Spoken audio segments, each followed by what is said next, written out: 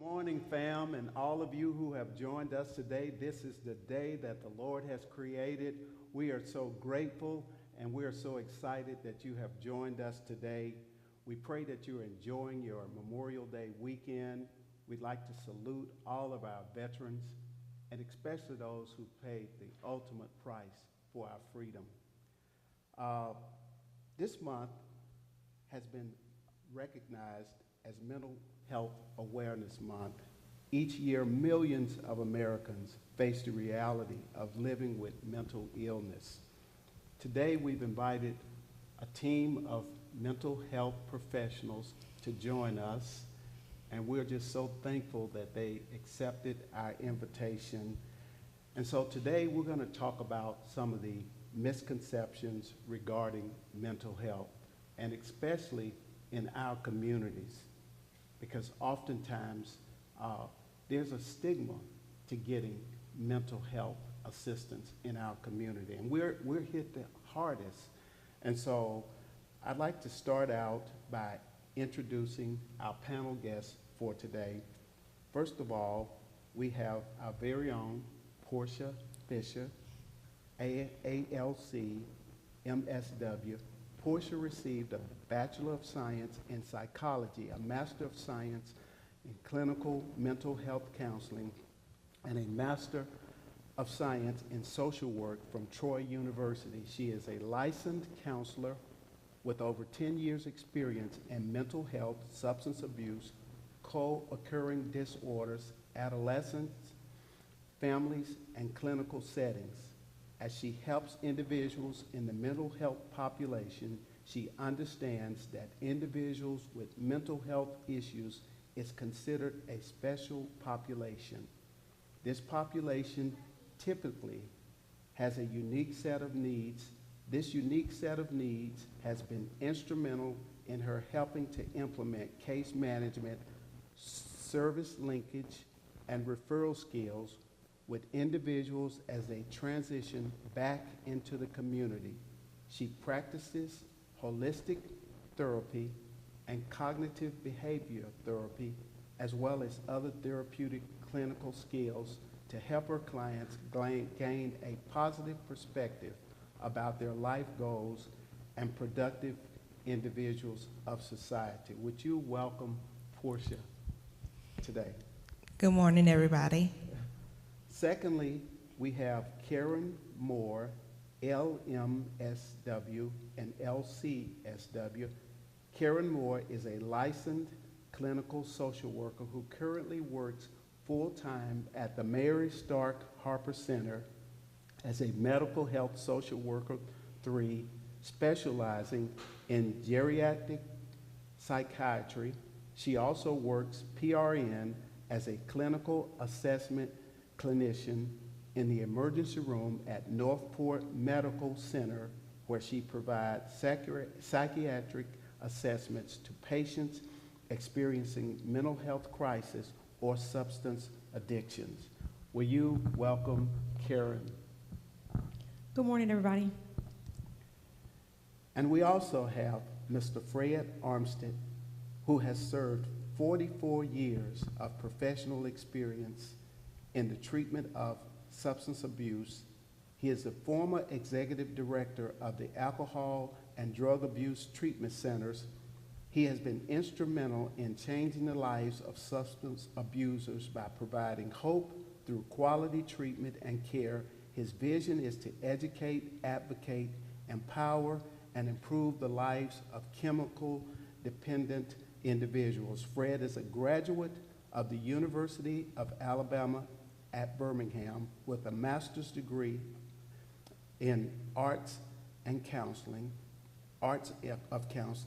He is a certified addiction counselor, advanced alcohol drug counselor, certified clinical supervisor, and co-occurring disorder professional.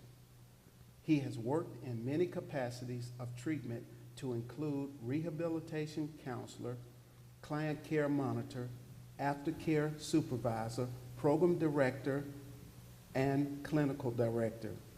With his extensive clinical and educational background, he has been able to address the ever-changing needs and challenges of the recovery population, he has also proven to be a resource to other professionals by serving on the Alabama Department of Health Mental Health Substance Abuse Coordinating Committee and facilitating training on ethics and confidentiality. His greatest desire is to make a difference in the lives of those who desire recovery. So would you also join me in thanking Mr. Fred for being here? Good morning, and thank you all for having me All here. right. So we got through that. That was tough. I'd like to start by asking, first of all, why did you choose, or how did you choose this as a career path? And I think we'll start with you, Karen. At the age of 15, I was actually placed in foster care. So the first place they took me was a shelter. At this shelter, I saw so many little kids in the shelter. And so just like at home, when you're the older sibling, you help with the younger sibling. So we had a Caucasian social worker, and she cared about us, she loved us, but she didn't understand the culture, and I felt she didn't advocate for us. And so I was like, man, these kids need to see someone like them. They need to see someone that understands the culture, that can relate to them. There was a gap. I was like, man, one day I want to be an African-American social worker. I want these kids to see someone who's licensed, who's professional, who looks like them. And I didn't have that. And so I knew then at that shelter when I saw all those kids in there, I was like, I want to be a social worker to help kids like me. Okay. I always knew that I wanted to be in the helping field, so I thought nursing in the beginning was the route for me. But as I continued to take classes, I had to take psychology classes, and I felt more drawn and interested in that. So I changed my major to psychology, but I realized that a lot of my friends and just other individuals gravitated towards me when they needed any type of help, any type of advice. So it just came natural, and so I just continued on that path, and I'm loving it, and I'm loving to see the things that I can do to help change individuals as they, get back into the community. Actually, I didn't know what I wanted to do. When I left UAB, I started applying for jobs, and I applied for a job as a probation officer, and I said, well, maybe I would be a probation, maybe I'd be a lawyer. And so after I applied for a counseling job, the lady that interviewed me, she said, I believe God sent you here. And that was way back in the 70s and stuff. And I was there, and so she started explaining things to me, how things be going in. And as she explained things to me, I said, well, that's my way of life. That's my home. You're talking about my family and stuff. Yes. And so it came easy for me to transition into the addiction field because I had lived in it all my life and stuff. Yes. And so I got in it, and they said, well, 5 years is about your limit. You take 5 years. They have almost 45, so Yes. thank God for that. He had his hand in the process. Yes. Portia, why do you think it's important for us to address mental health issues? I feel that it's important to address mental health issues because a lot of things that we deal with on an everyday basis in life affects us not only physically, but mentally, spiritually, as well as emotionally, and it's just being able to deal with a lot of those things because it affects the decisions and choices that we make, which determines the behaviors that we implement within the community or things that we do. So. Okay. Dealing with mental health affects a lot of areas. Okay. Mr. Fred? I think people look at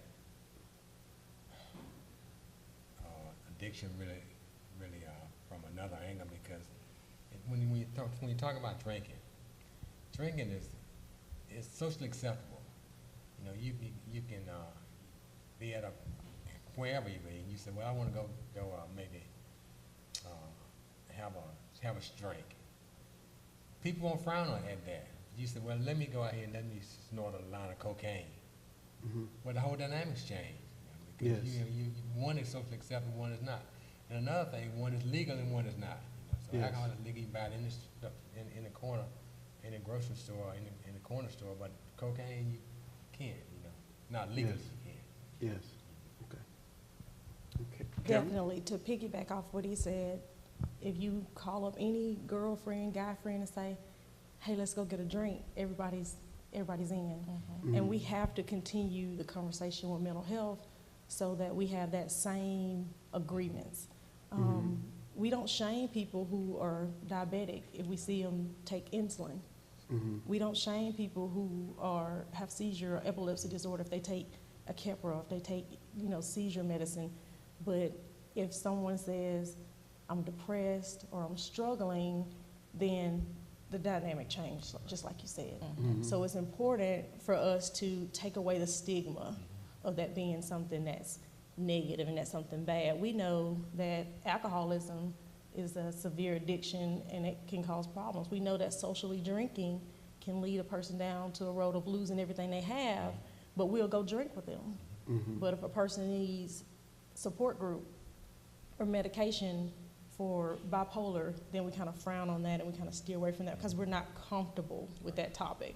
So I think it's important that we address it so that we remove some of the stigma, remove some of the negative connotations so that people feel comfortable saying, hey, I'm struggling, I'm having some hallucinations, I'm having whatever the issue is. We need to make it so people are comfortable talking about it. Do you think that getting mental health is stigmatized greater in our community? And if so, why? Why do we look at people that maybe seek mental health help? We consider them weak or unspiritual. Can we talk to that? I definitely think that we definitely have a stigma with the thought that people are weak. We're supposed to be, strong black woman, strong black man. Yes. And if a man is, crying, he's punk or he's weak. And so men are taught to hold a lot of things inside. I know you can attest to that. Boys don't cry, men don't cry. And so they hold a lot in. And there's definitely a stigma with if you're okay, if you're strong, if you're the head of the family, then you got it all together, and you're not supposed to be weak, and you don't need help because you're fine. Yes. Yeah. And then a lot of times we grew up saying whatever goes on in this household stays in this household and it shouldn't be shared outside the household. So it's like when you need help, it's like I can't go seek help because I don't want to put my business out there. But at the same time, I feel like it's important to seek some type of help. The same way as Karen said, if you're dealing with physical health, we seek help for that. So we should still seek help for our mental health as well because they go hand in hand. Yes. Yes. If we're talking in a group of black men, and you say, well, I'm having a problem, I'm depressed, things just not going right, and your friend turn right around and say, well, man, you all right, all you need is a line of cocaine, come on here, I got something for you. And when that starts, he may feel better, and it may start the whole process. He may not ever use drugs at all, but that one line of cocaine or that one beer got him started, he just went right on off. And he would drink and use it, and every time he does it, it makes him feel better. And that's what he will go back to the next time. Yes. People don't want to feel embarrassed. People don't want to feel shame. People don't want to talk about what's really going on with them, and especially in the church, because we put on our Sunday best dress, we make sure our makeup and our hair is done, and we come to church to worship and praise God, but we want people to think we have it all together. So for me to acknowledge that I'm sitting in here with this brand new dress and this makeup and hair and these shoes on, and I'm looking good and I'm praising God for us to acknowledge that I'm broken inside, I'm hurting, it's hard. Yes. Because of that guilt and that shame and that embarrassment. As Christians, we carry a lot of that anyway because we know that we are saved, we are born again. So that means we had a past, we repented of our sins, we accepted Christ, we were baptized, or whatever method we took. But we feel like we have to pretend like we have it all together. And so that keeps us from saying, hey, something's wrong. I need help. I don't have it all together. And it makes me think about, if a person can worship and serve God broken, just imagine what you can do in his name if you're whole, if you're healed. Absolutely. Yes. So how bad do you think the issue really is in our community? I mean, do we kind of, I guess, sanitize how bad the situation really is? I mean, are there more mental health issues in the African American community than there are in other communities? I think across the board, the issues have always been there. We just looked at it as Caucasian American problem, Caucasian American issue. Just like with the suicide rate, we would always say, oh, that's a white thing. Black people don't kill themselves. That's what we've always said. That's what we've always heard. But we know that that's not true. We've suffered the same mental illnesses. We've suffered the same things. We just sought treatment less. I think across the board, we definitely have had the same struggles, if not more, because we know that there's a systemic racism. There's other cultural factors that kind of have made the black community stagnant as well. So when you add mental health on top of poverty and all the things that we go through at a higher rate, mental illness has definitely been there. And then also seeking mental health treatment. A lot of African Americans would like to have a clinician that has the same cultural background as them, and sometimes it's hard to find another clinician that understands and has that same background, and so they choose not to, because it goes back to that stigma and the racial things and all of that. So sometimes that can play a factor in it as well. Okay. And the issues that we have in our black community, oftentimes it's covered up by your family members and friends, covered up. But the media would tend to exploit it. They talk about it more and stuff. But it's there.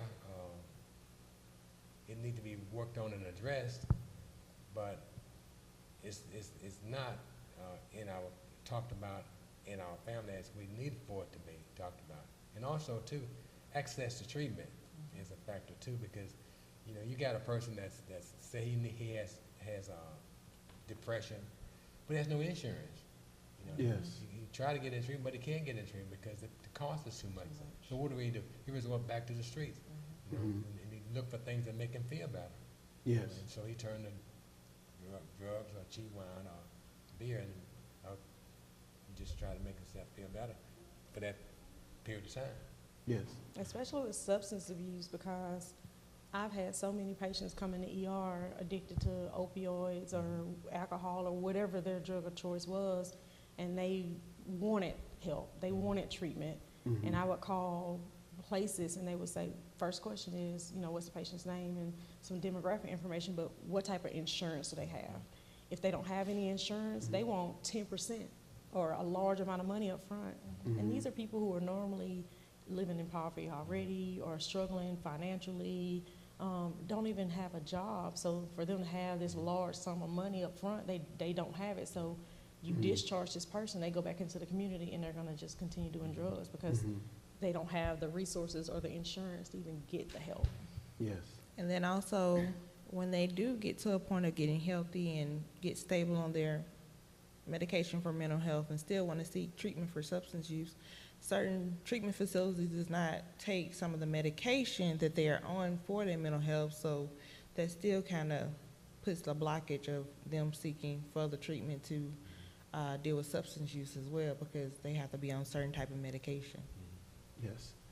So kind of guide our conversation here, Portia. I mean, what are some of the things that we need to be aware of, some of the things that we should be doing if we're going to reach out and we're going to have an impact on our community in a positive way? There's a lot of things that we, should pay attention to with a lot of different people.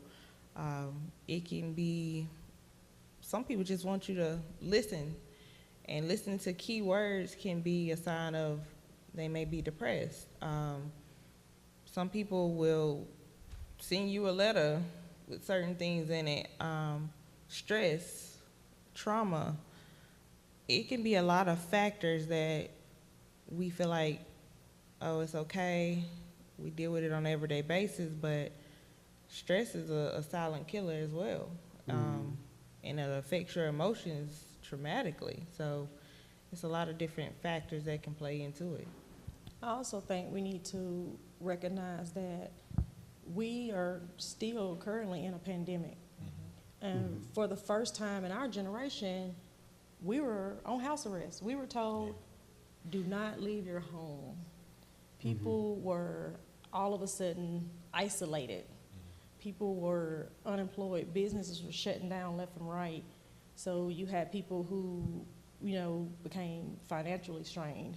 People who were struggling already with their own mental health issues are now staying home and not going anywhere due to fear and anxiety of catching COVID. So, in the pandemic, the mental health issues were already there, but we know people are high-functioning depressed or high-functioning whatever, high-functioning alcoholics. So then you take away their job or you take away the finances. That put a tremendous strain on the African-American community as well as going through the pandemic and being on shutdown. And so when you look at, we're in a pandemic, we already have African-American males who are taught to be strong, to hold it inside, to pretend like they have it all together. And so you put the weight of that on them when they're already dealing with substance abuse issues, they're already dealing with depression, and they lose their job and they're isolated, from their, other family members. That just kind of made the problem even worse. And then to piggyback back what Karen said, when everything shut down, everybody went to telehealth.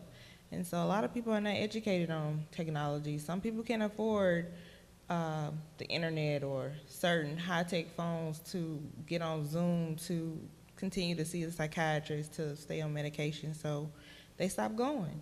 And so by them stop going, it stopped them getting medication treatment, which caused a highly increase in the psychiatric facilities to where beds were few to none during the pandemic. A lot of people who needed treatment wasn't able to get it because we didn't have any beds available. And so it just made the community more at risk of individuals who needed mental health treatment. Yeah. Okay.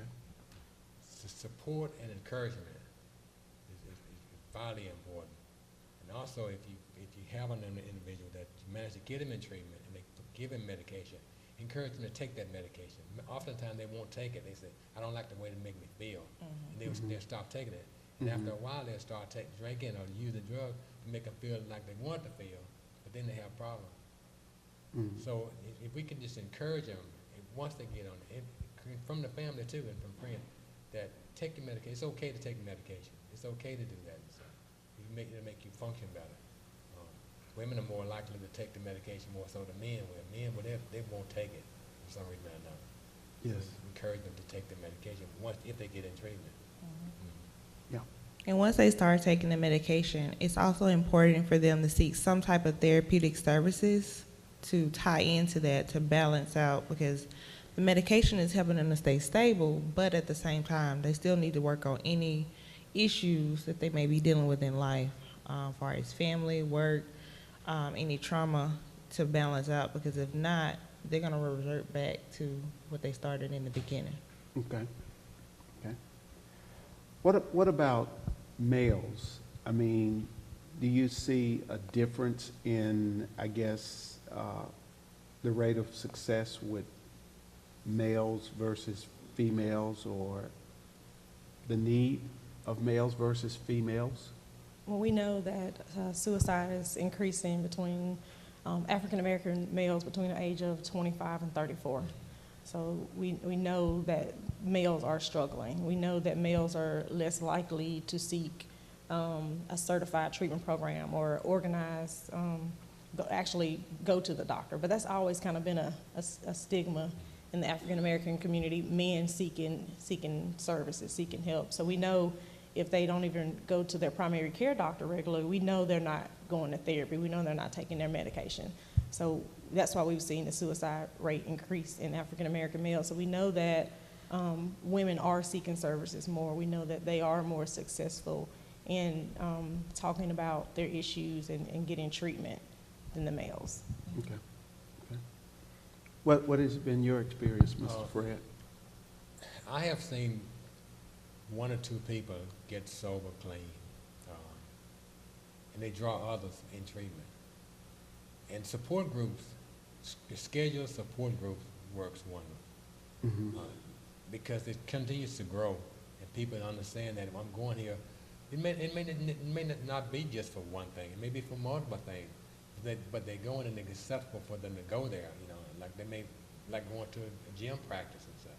They go in there to take care of what needs to be taken care of, and they look forward to it. It's like camaraderie and stuff, you know. Yes. So I have seen that work a lot, and I encourage people to do that too. Start a group, kind of like a Bible study.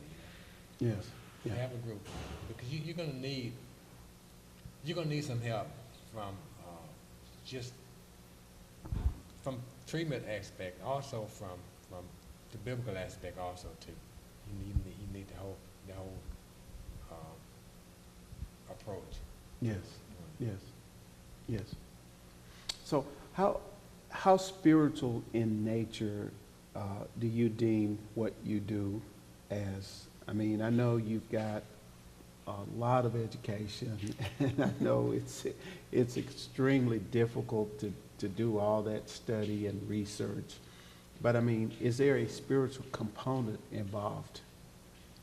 It really is a spiritual component, because when you're dealing with all different type of dynamics with mental health, in order to properly help the clients, you got to make sure you take care of yourself, not only mentally but spiritually, because when you start putting your own values and beliefs and that counter-transference on them, it can affect the treatment that you give them, to where it may not be the proper treatment because you have your own issues that you have inflicted on the client. So you got to make sure you're whole and healthy in all aspects to deal with what's coming forth with the client. Yeah, I think I'm sold out for Christ. I love the Lord. I love Jesus.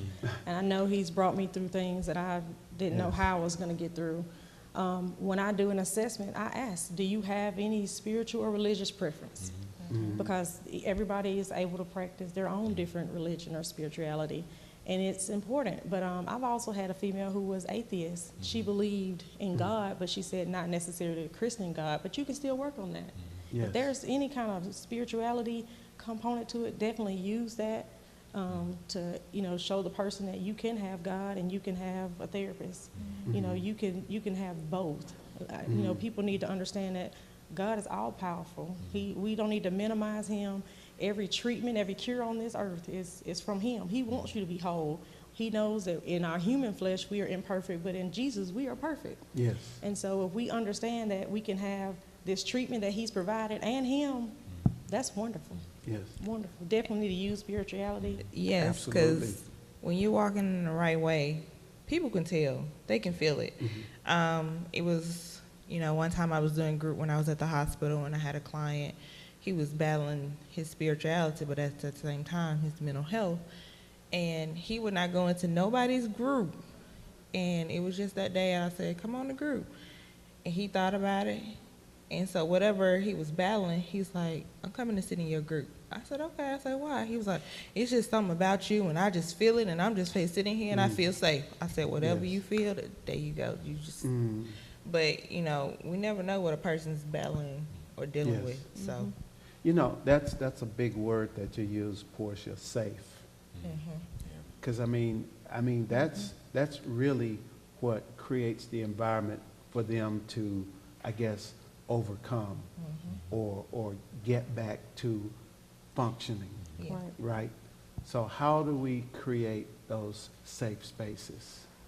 One is it's important to build rapport with your client, and sometimes I don't go in straight and just start talking about this and that. I may ask them, well, how's your day, or what sport you like, just to kind of break the dynamic in the ice. And once they gotten a feel of things, we just literally be talking about conversation, but within that conversation, I gain all the information that I need to assess that client to get them the proper treatment that they need.